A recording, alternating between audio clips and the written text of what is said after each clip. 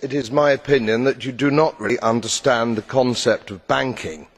All the banks are broke.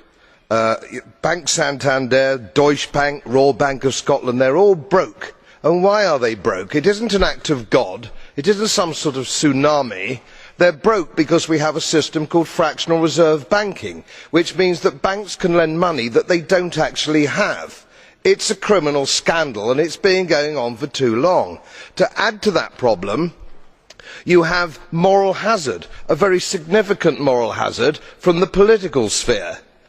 And most of the problem starts in politics and central banks, which are part of the same political system.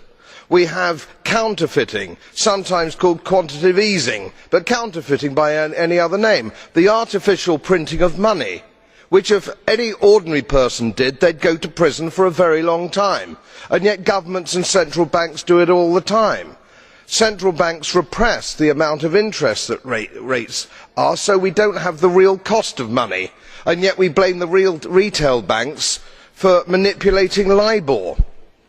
The sheer effrontery of this is quite astonishing. It's central banks that manipulate interest rates, Commissioner.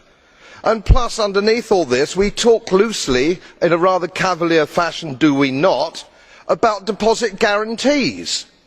So when banks go broke through their own incompetence and chicanery, the taxpayer picks up the tab. It's theft from the taxpayer.